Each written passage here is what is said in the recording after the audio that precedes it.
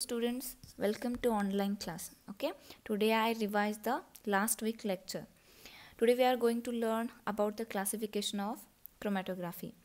The classification of chromatography can be based on physical state, chemical nature of phases, principle of separation, interaction of solute with the stationary phase, and purpose of separation, etc. आज आपण काय बघणार आहोत तर classification of क्रोमॅटोग्राफीचं classification आपण आज study करणार आहोत. तर हे जे क्लासिफिकेशन आहे ते कशावरती डिपेंड आहे किंवा कशावरती बेस आहे बघा. फर्स्ट म्हटलं त्यांनी फिजिकल स्टेट म्हणजे तुम्हाला माहिती आहे क्रोमॅटोग्राफीमध्ये आपण दोन फेजेसचा यूज करतो. पहिला आहे मोबाईल फेज आणि सेकंड आहे स्टेशनरी फेज. यांच्या फिजिकल स्टेटवरती हे क्लासिफिकेशन डिपेंड आहे. त्याच्यानंतर त्या फेजेसच्या केमिकल नेचरवरती सुद्धा क्लासिफिकेशन डिपेंड आहे. त्याच्यानंतर principle of separation, okay, interaction of solute, आपण जो सोल्यूट यूज करणार आहोत त्याचं स्टेशनरी फेजसोबत असणारं जे इंटरॅक्शन आहे त्याच्यावरती हे क्लासिफिकेशन डिपेंड आहे. त्याच्यानंतर पर्पज ऑफ सेपरेशन, आपण सेपरेशन कोणत्या पर्पजसाठी करतो किंवा कशासाठी करतो याच्यावरती सुद्धा क्लासिफिकेशन केलं जातं. म्हणजे हे एवढे सगळे जे पॉईंट्स आहेत means physical state, chemical nature, principle of separation, हे जे तुम्हाला आता जे पॉईंट सांगितले याच्यावरती काय केलेलं आहे क्लासिफिकेशन करता येतं किंवा त्यांनी केलेलं आहे. आता आपण जे क्लासिफिकेशन बघणार आहोत ते कशावरती डिपेंड आहे किंवा कशावरती आपल्या टेक्स्टबुकमध्ये त्यांनी जे क्लासिफिकेशन दिलेलं आहे ते कशावरती बेस आहे तर फिजिकल स्टेटवरती डिपेंड आहे. ओके, फिजिकल स्टेट म्हणजे कळालं ना, आपण जी मोबाईल फेज आणि स्टेशनरी फेज यूज करतो त्यांच्या फिजिकल स्टेटवरती आपलं क्लासिफिकेशन आहे. Chromatography is classified into the two types. First, homogeneous, and second is a heterogeneous. In homogeneous, there is only one chromatography technique, that is a liquid chromatography. And in heterogeneous chromatography, there are the three chromatography techniques. First is a solid liquid chromatography, second solid gas chromatography, third liquid gas chromatography. Okay, आता homogeneous आणि heterogeneous म्हणजे तुम्हाला माहिती आहे त्यांनी काय सांगितलं, chromatography is classified into the two types. पहिला आहे होमोजिनियस, दुसरा आहे हेट्रोजिनियस. आता होमो मीन्स वॉट, सेम, आणि हेट्रो मीन्स डिफरंट. एवढं तरी तुम्हाला माहिती आहे. आता होमोजिनियसमध्ये त्यांनी एक क्रोमॅटोग्राफी सांगितली ती म्हणजे लिक्विड क्रोमॅटोग्राफी. आता एकच का तर त्यांनी काय सांगितलं बघा, होमोजिनियसमध्ये त्यांनी काय सांगितलं, both the phases are in the same physical state. आपण ज्या फेजेस यूज करणार आहोत होमोजिनियसमध्ये त्यांच्या फिजिकल स्टेट या कशा पाहिजे, सेम पाहिजे. म्हणजे स्टेशनरी फेज जर सॉलिड असेल तर मोबाईल फेजसुद्धा कशी पाहिजे, सॉलिड पाहिजे. ओके, आता तुम्हाला माहिती आहे solid can not be the mobile phase. आपण जर स्टेशनरी फेज सॉलिड यूज केली तर मोबाईल फेजसुद्धा कसा पाहिजे, मोबाईल पाहिजे, बरोबर ना. म्हणजे स्टेशनरी फेज सॉलिड आहे तर मोबाईल फेजसुद्धा कसा पाहिजे, सॉलिड पाहिजे. आणि मोबाईल फेज हा सॉलिड असू शकत नाही कारण मोबाईल फेज हा कसा आहे, मुवेबल आहे, तो काय करतो, मूव करतो. सॉलिड हा मूव होत नाही, त्याच्यामुळे आपण सॉलिड हा मोबाईल फेज यूज करू शकत नाही. तसंच त्यांनी काय म्हटलं, gas cannot be the stationary phase. Gas हा मोबाईल फेज असू शकतो पण गॅस आपण ॲज अ स्टेशनरी फेज म्हणून यूज करू शकत नाही. स्टेशनरी फेज कसा आहे, स्टेबल आहे, तो मूव होत नाही, बरोबर ना. त्याच्यामुळे त्यांनी इथं काय सांगितलं बघा, in homogeneous both the phases are in the same physical state as solid cannot be the mobile phase. It uses liquid as a stationary and also as a mobile phase. Similarly gas cannot be the stationary phase. त्याच्यामुळे होमोजिनियसमध्ये फक्त एका क्रोमॅटोग्राफीचा study होतो, तो म्हणजे liquid chromatography. Liquid हा आपण as a stationary phase म्हणून सुद्धा यूज करू शकतो आणि स्टेशनरी फेज आणि liquid as a mobile phase अशा दोन्ही फेजमध्ये आपण लिक्विड यूज करू शकतो पण सॉलिड आणि गॅस हे आपण यूज करू शकत नाही. आता हेट्रोजिनियसमध्ये बघा त्यांनी काय दिलेत, 3 क्रोमॅटोग्राफी टेक्निक्स दिलेत, solid, liquid, solid, gas, liquid, gas. आता हेट्रोजिनियस म्हणजे काय तर याच्यामध्ये आपण ज्या फेजेस यूज करणार आहोत त्यांच्या फिजिकल स्टेट या काय आहेत, डिफरंट आहेत, बरोबर ना. एक सॉलिड असेल तर दुसरा लिक्विड आहे, जर एक लिक्विड असेल तर दुसरा काय आहे, गॅस आहे. म्हणजे याच्यामध्ये आपण ज्या फेजेस यूज करणार आहोत त्यांच्या काय आहेत, फिजिकल स्टेट या डिफरंट आहेत. त्यांनी काय म्हटलं बघा इथं, the physical state of stationary and mobile phase are different and following classification is a given below. त्यांनी काय केलं, फिजिकल स्टेटवरती डिपेंड क्लासिफिकेशन दिलेलं आहे, ते आता आपण बघणार आहोत. Chromatography is classified into the 3 types. First, gas chromatography.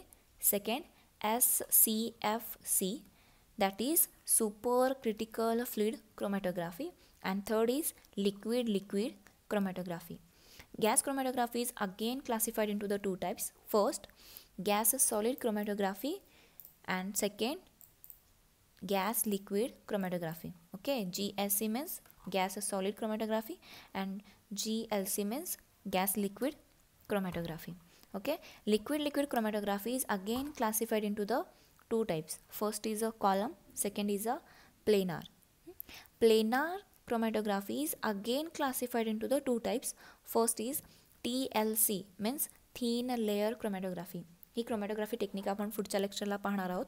त्याच्यानंतर दुसरी आहे पेपर क्रोमॅटोग्राफी, जी तुम्ही ऑलरेडी स्टडी केलेली आहे. Column chromatography is again classified into the 6 types. Okay, first is LSC means liquid solid chromatography. Second, IEC means ion exchange chromatography. Third, EC means exclusion chromatography. Okay, fourth, LLC means liquid chromatography. Fifth, BPC means bonded phase chromatography, and last one is HPLC means high performance liquid chromatography. In this, EC is again classified into the 2 types. EC means exclusion chromatography. It is again classified into the 2 types, that is GPC means gel permeation chromatography and GFC means gel filtration chromatography. Okay, आता याच्यामध्ये बघा त्यांनी काय म्हटलेलं आहे, आता gas solid chromatography किंवा gas liquid chromatography किंवा गॅस क्रोमॅटोग्राफीमध्ये आपण gas as a mobile phase म्हणून यूज करतो. म्हणजे कोणताही गॅस तुम्ही जो यूज करणार आहात त्याचा आपण ॲज अ मोबाईल फेज म्हणून यूज करतो, लक्षात ठेवायचं. ओके, त्याच्यानंतर लिक्विड क्रोमॅटोग्राफीमध्ये liquid is a mobile phase. Gas क्रोमॅटोग्राफीमध्ये गॅस हा काय असतो, मोबाईल फेज असतो. लिक्विड क्रोमॅटोग्राफीमध्ये लिक्विडचा यूज काय म्हणून केला जातो, तर ॲज अ मोबाईल फेज म्हणून केला जातो. ही झाल्या बेसिक टेक्निक्स लक्षात ठेवण्याच्या. त्याच्यानंतर तुम्ही जे आता पाहिली क्लासिफिकेशनमध्ये SCFC means super critical fluid chromatography, आता ही तुम्ही कधी यापूर्वी ऐकलेली नाही आहे, बरोबर ना. म्हणजेच काय बघा, सुपर क्रिटिकल फ्लुइड म्हणजे काय, आता याच्यामध्ये आपण CO2 गॅसचा यूज करतो. सुपर क्रिटिकल फ्लुइड क्रोमॅटोग्राफी ही टेक्निक आपण ज्यावेळी यूज करतो त्यावेळी कार्बन डायऑक्साईड गॅसचा यूज केला जातो. लक्षात ठेवा, एखादा सबस्टन्स म्हणजेच लिक्विड किंवा गॅस हे ज्यावेळी सुपर क्रिटिकल कंडिशनमध्ये असतात त्यावेळी त्यांच्या ज्या प्रॉपर्टीज आहेत त्या कन्वर्ज होतात, आणि कन्वर्ज झाल्यामुळे ते काय करतात, सेपरेशनचा रेट इन्क्रीज करतात. लक्षात येते काय बघा, SCFC means what, super critical fluid chromatography. याच्यामध्ये काय सांगायचं तुम्हाला किंवा बेसिक आयडिया काय आहे, तर याच्यामध्ये आपण काय करतो, मोबाईल फेज जो आहे तो गॅस आहे. कोणता गॅस यूज केला तुम्ही, तर CO2 हा यूज केला. तो कोणत्या कंडिशनमध्ये आहे, सुपर क्रिटिकल कंडिशनमध्ये आहे. आता सुपर क्रिटिकल कंडिशन म्हणजेच काय, तर CO2 असाच नाही, CO2च्या ऐवजी तुम्ही दुसराही गॅस घेतला किंवा एखादं लिक्विड घेतलं आणि तो लिक्विड किंवा तो गॅस ज्यावेळी सुपर क्रिटिकल कंडिशनमध्ये असतो त्यावेळी तुम्ही जो यूज करणारा लिक्विड किंवा गॅस आहे यांच्या प्रॉपर्टीज काय होतात, कन्वर्ज होतात, आणि कन्वर्ज झाल्यामुळे ते काय करतात, तर सेपरेशनचा रेट हा इन्क्रीज करतात. ओके, लक्षात येते का, ही फक्त त्यातली बेसिक टेक्निक आहे. आता ही टेक्निक कुठे यूज केली जाते, तर तुम्ही आता क्लासिफिकेशनमध्ये लास्ट जी बघितली HPLC means high performance liquid chromatography, ही जी टेक्निक आहे या टेक्निकमध्ये mostly super critical fluid chromatography टेक्निकचा यूज केला जातो. ओके, त्याच्यानंतर आता ही जी सुपर क्रिटिकल फ्लुइड क्रोमॅटोग्राफी जी आहे ती कशासाठी यूज केली जाते, मोस्टली जे कायरल मोलिक्यूल आहेत. आता कायरल मोलिक्यूल म्हणजे काय तुम्हाला माहिती आहे. ओके, कायरल मोलिक्यूलचं सेपरेशन करण्यासाठी सुपर क्रिटिकल फ्लुइड क्रोमॅटोग्राफी या टेक्निकचा यूज केला जातो. आता याच्यानंतर नोटमध्ये तुम्हाला काय सांगितलं बघा, काय म्हटलं, as per the polarity 2 types of stationary phases are use. Stationary phase ज्यावेळी तुम्ही यूज करताय त्यावेळी ती जी स्टेशनरी फेज आहे ती कॉन्स्टंट असते असं नाही. काही वेळा स्टेशनरी फेज ही पोलर यूज करतात, तर काही सेपरेशनमध्ये स्टेशनरी फेज ही नॉन पोलर यूज करतात. मग पोलर यूज केल्यानंतर कोणती टेक्निक रन करायची आणि नॉन पोलर असताना कोणती टेक्निक रन करायची ही त्याने इथं सांगितलेली आहे. ओके, तर बघा फर्स्ट त्याने काय सांगितलं, नॉर्मल फेज क्रोमॅटोग्राफी. स्टेशनरी फेजच्या पोलॅरिटीवरती त्यांनी काय दिलेलं आहे, परत क्लासिफिकेशन दिलेलं आहे. त्याच्यामध्ये फर्स्ट नॉर्मल फेज क्रोमॅटोग्राफी. इथं काय म्हटलं, here the stationary phase is polar in nature and mobile phase is non polar in nature. म्हणजेच नॉर्मल फेज क्रोमॅटोग्राफी. आता समजा तुम्ही एखादी क्रोमॅटोग्राफी रन करताय आणि त्याच्यामध्ये तुम्हाला माहीत नाही की दिलेली क्रोमॅटोग्राफी नॉर्मल फेज क्रोमॅटोग्राफीमध्ये कन्सिडर होते किंवा येते किंवा त्याच्यामध्ये मोडते. तर कशी ओळखायची, ज्यावेळी स्टेशनरी फेज ही पोलर असते त्यावेळी तुम्ही मोबाईल फेज कोणती यूज करताय, नॉन पोलरच यूज करताय. लक्षात ठेवा, स्टेशनरी फेजसुद्धा पोलर आणि मोबाईल फेजसुद्धा पोलर असं होत नाही. स्टेशनरी फेज ज्यावेळी पोलर असते त्यावेळी मोबाईल फेज ही काय पाहिजे, नॉन पोलरच पाहिजे. आणि ज्यावेळी स्टेशनरी फेज ही पोलर यूज केली जाते त्यावेळी तुम्ही सांगू शकताय की ही टेक्निक कोणती आहे, तर नॉर्मल फेज क्रोमॅटोग्राफी टेक्निक आहे. ओके, त्याच्यानंतर आता ही जी नॉर्मल फेज क्रोमॅटोग्राफी आहे ही मोस्टली कुठे यूज केली जाते, तर कॉलम क्रोमॅटोग्राफीमध्ये यूज केली जाते. म्हणजे एखादी कॉलम क्रोमॅटोग्राफी तुम्ही स्टडी करताय त्यावेळी स्टेशनरी फेज जो असणार आहे तो काय असणार आहे, पोलर असणार आहे. ओके, त्याच्यानंतर सेकंड बघा काय दिलं, रिव्हर्स फेज क्रोमॅटोग्राफी. आता रिव्हर्स फेज म्हणजे काय, ही मेथड जी आहे ती रिव्हर्स आहे. म्हणजेच काय, इथं स्टेशनरी फेज काय असणार आहे, नॉन पोलर आणि मोबाईल फेज हा काय असणार आहे, पोलर इन नेचरमध्ये असणार आहे. लक्षात येते का. तर आज आपण काय काय बघितलं बघा, क्लासिफिकेशन ऑफ क्रोमॅटोग्राफी आजच्या लेक्चरला आपण बघितलं.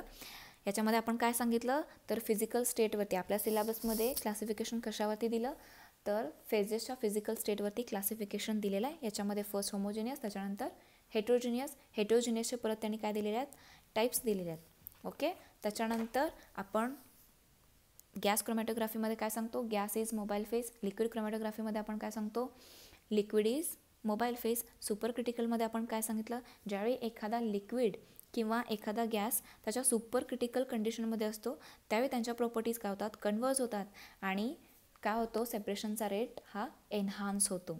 ओके, त्याच्यानंतर आपण काय बघितलं, तर स्टेशनरी फेजच्या पोलॅरिटीवरती त्यांनी परत काय केलेलं आहे, दोन क्रोमॅटोग्राफिक टेक्निक सांगितलेल्या आहेत.